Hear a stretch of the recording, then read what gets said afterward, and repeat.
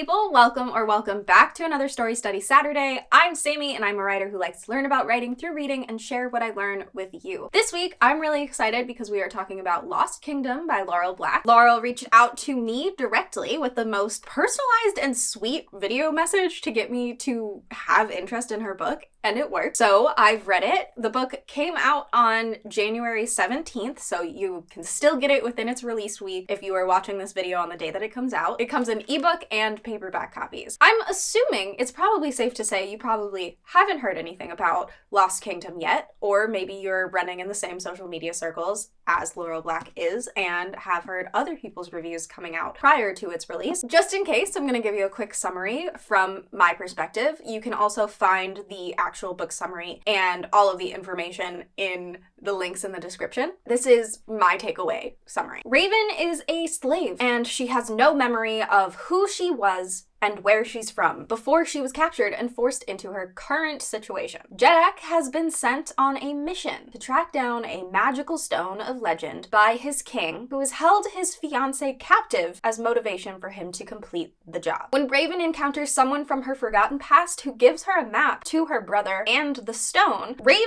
and Jeddak's paths become intertwined. Spending time together on a parallel journey, going towards the same goal with different motivations, the pair grows closer and Jeddak has to decide either betray Raven or forsake his kingdom. So let's get into my thoughts. And my thoughts are always the section where I give all of the things that I think the book did really, really well. The world building in this story is incredible. There are so many aspects of it that just make it feel very genuine. There are moments when the characters will use language that is their language. It's used the same way that we would use filler words or affirmation words like okay or like got it, those kinds of things. And it's used so naturally that you just kind of know what it means. You might not know what it means fully, but it feels like it belongs, and it really adds to the world building. I appreciate the way that Raven's memory loss acts as a step-in character for the reader to be able to learn about this world, because both Raven and Jeddak are not new to this system or to this world or magic or whatever. They're not new to the concept of it. They've both been around for however many years old they are. They know how it works, but because your reader has not spent the amount of time in that place, you need some way to like introduce them to it, the same way that Harry Potter doesn't know anything about the wizarding world, so he has to be taught how it all works, the same way that a reader has to be taught how it all works. Or Percy Jackson has to be taught how Camp Half-Blood works because the reader doesn't know. Raven is acting as that character without being naive to enough of the things, but the use of memory loss makes it so she's not a beginner in this position of being the gateway character for a reader to understand what's going on. She has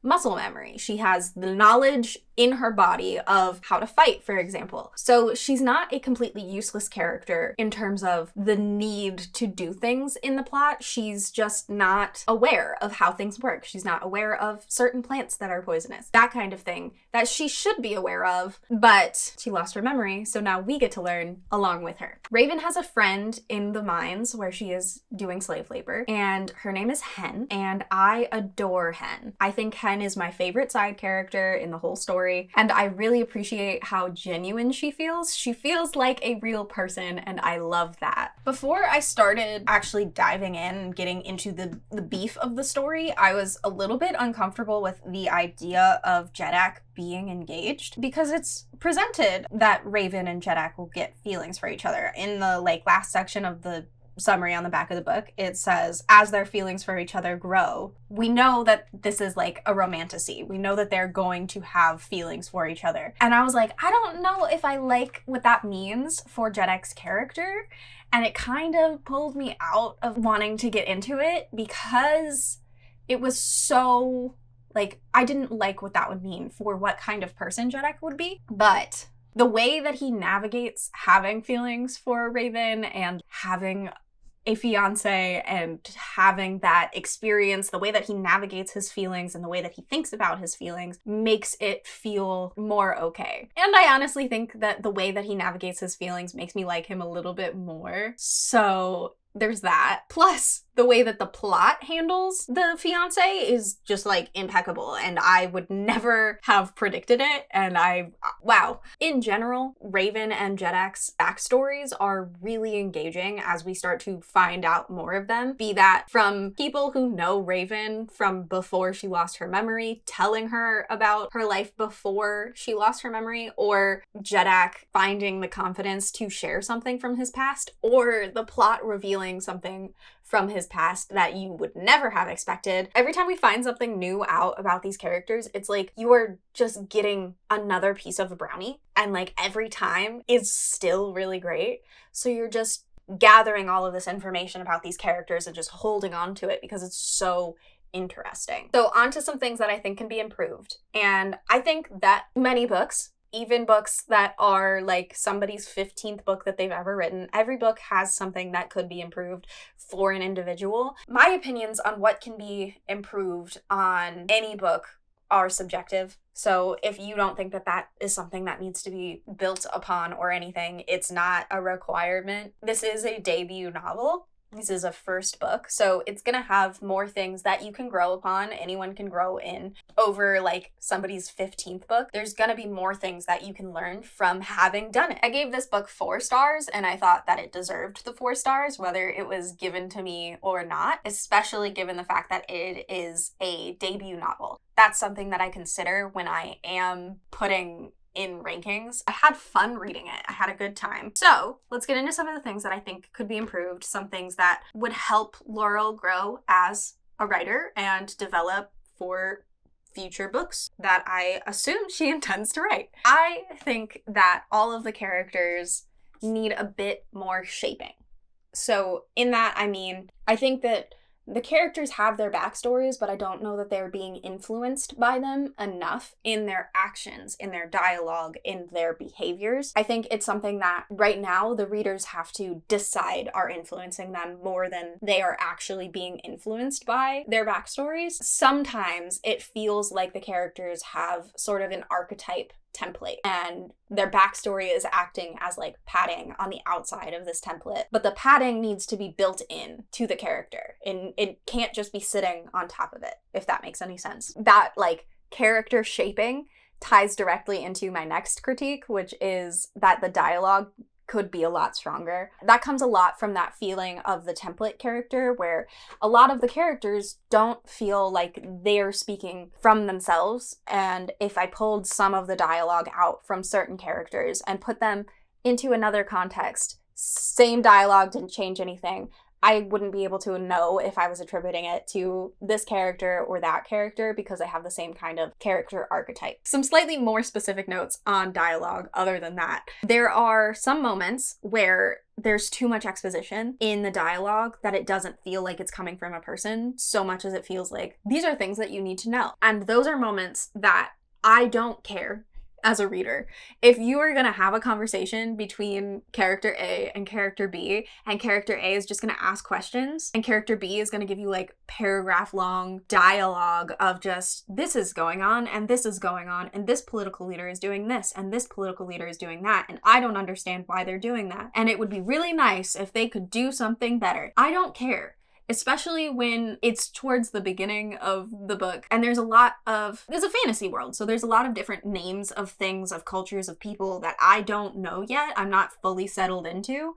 So it seems like something that I should need to pay attention to. And the exact quote that I'm thinking of was something that I should have been paying attention to because it was referenced again later. It was like a callback to that conversation, but I didn't remember it. But luckily I had marked it. So I was like, is this a callback to that conversation that I wasn't reading really? Yes, it was. But because of how the dialogue was structured, I didn't feel engaged with it. And it didn't feel like a person was talking to another person. It felt like an author was telling a reader details more than it felt like character B was informing character A of things that character A needed to know.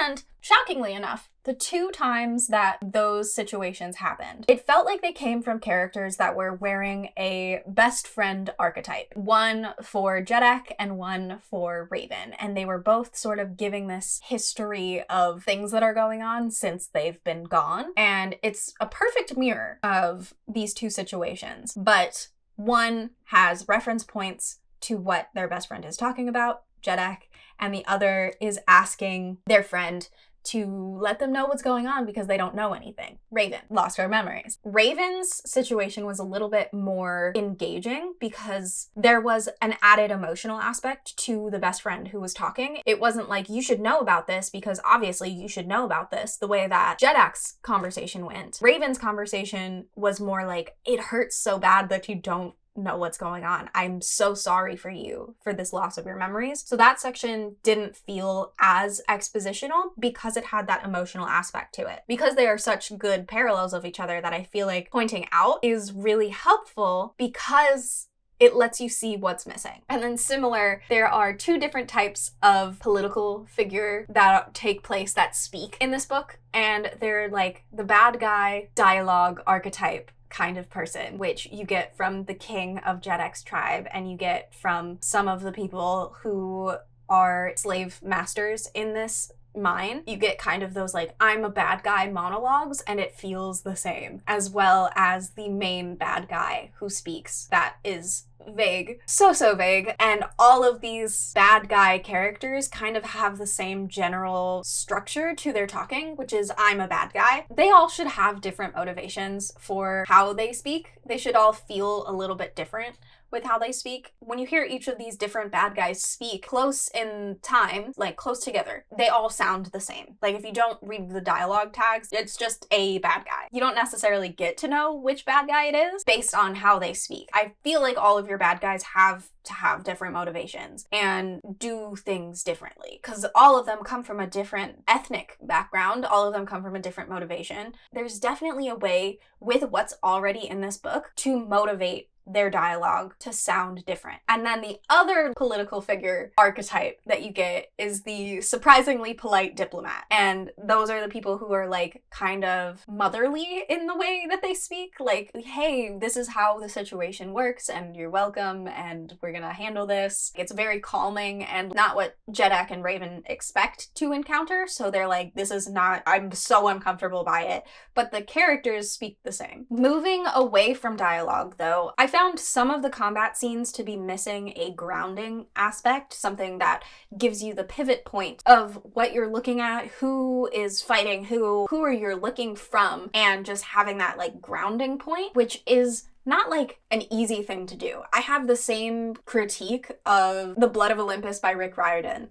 The same thing happened in the last fight in that book, and I feel very strongly that could have been done better. So it's not like it's something that is not a common occurrence in other writers, and like everybody knows who Rick Riordan is. He could have done it better. And then I definitely think that this book needs to be marketed as a book one. And if it is not a book one, I need it to be a book one. So if this is not the first book in a series, I have qualms with that. But if it is the first book in a series, I think that it's great and it should just be marketed as book one and have something in the marketing materials that say it's the first of a series. Even if you don't know how many books it's gonna be or how long it's gonna take you to get the next book out, knowing that a book is the first book in a series makes it easier to deal with certain types of endings as a reader. I saw another review on I think Instagram that said that the ending ties up perfectly for a sequel,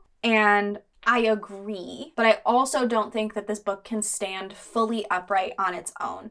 Like it's up, it's standing, but it needs some support from the side, otherwise it's gonna fall over. For this to be the full story, I think there are some things that could have been done better. I think that there's too much time at the beginning between the inciting incident and when the characters actually get together. That was one of the first or second things I noted as being something that could be improved because it took so long to get the characters together, and I was waiting the whole time. I was like, I know that these characters need to be together. I know that they need to be in the same space and that they need to be doing something.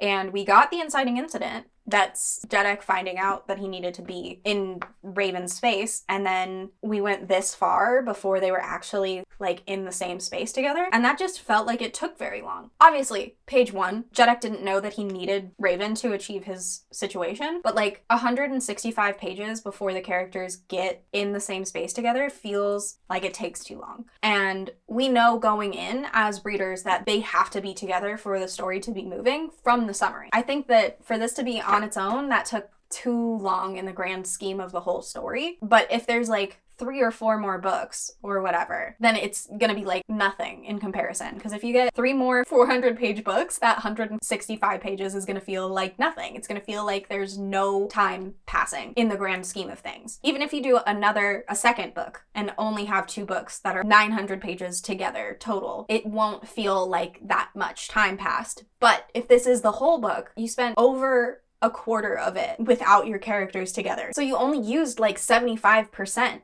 of the story to actually navigate with the characters together. But if you have another book, then it's so easy to negate that critique. I also feel like the ending is too loose. It doesn't feel like any of the conflicts presented in the story at the beginning, middle, or the ones presented near the end are tied up effectively. It's like you wrapped a present in Dollar Tree wrapping paper and you've got a ribbon around it, but it's just sort of like loosely hanging there and it's not secured. So if somebody tries to pick up that present by the ribbon, it's just gonna fall out and then the Dollar Tree wrapping paper is gonna tear up. It feels like something that needs more tangible completion. This is something that I think can jump right into what writers can learn from this book, because if you're gonna write your first book and not know if you want it to be a series, so you don't want to market it as the first book of something, but it has the potential to be the first book of something, you have to make sure that there is a complete arc in it. While this book has, it's so close, so close to being a complete arc. So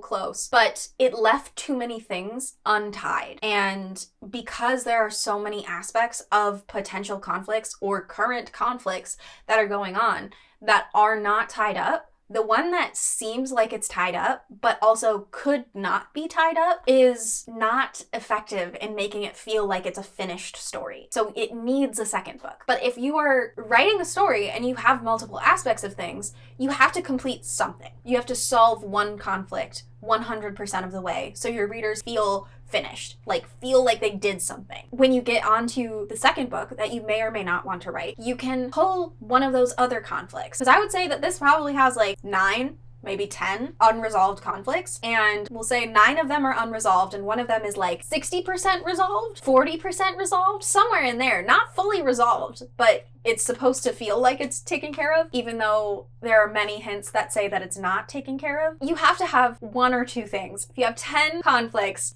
resolve 2 of them fully 100% of the way, let them be complete, and then you have the other 8 to continue on into your next story, and you can resolve 2 of them and introduce maybe another one on the road in that second book, and then resolved 3 conflicts, but you still have the 6 from the first book that you can arc over into the next book. So you want to be confident you're not writing the first act of your story as your first book, and then your second book is going to be your second act. That's not what you want. You want all 3 books to have all 3 arcs individually. And I have a video on how to write series that you can take a look at here, and I'll link that in the description as well. But it just needs a little bit more completion. So other things that we can learn from this book, because I do think there are other things that we can learn from it. That one just tied into an improvement that I had. So we're gonna jump back into what I actually wrote down. The best way to start is to start. The best way to find out your strengths is by trying, and the best way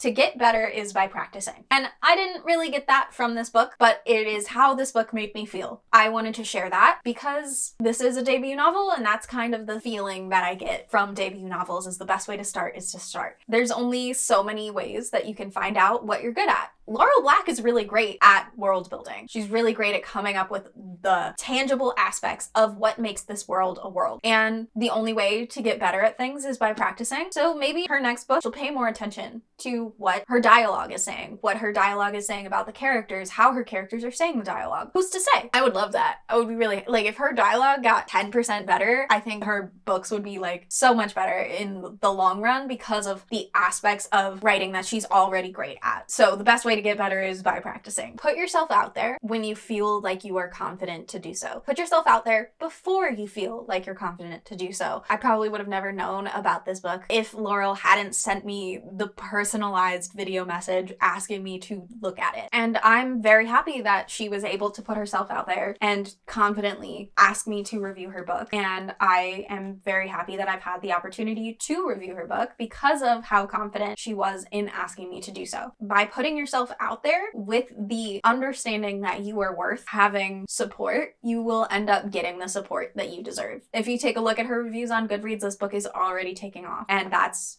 just from, I assume, her reaching out confidently and asking people to review the book. And again, if you're writing a book that could potentially be the first in a series, make sure that you market it as such so that your readers know what they're getting into. There was nothing more upsetting than getting into Dune, the movie, and expecting it to be Dune, the movie, and then getting there and it was Dune Part 1 and the story just started and then there was nothing left. I was so disappointed. The marketing was not there for it. If I knew that it was Dune Part 1, I probably would have been fine. I would have been like, cool, it's just the first part. But because they marketed it as Dune, period, it was depressing.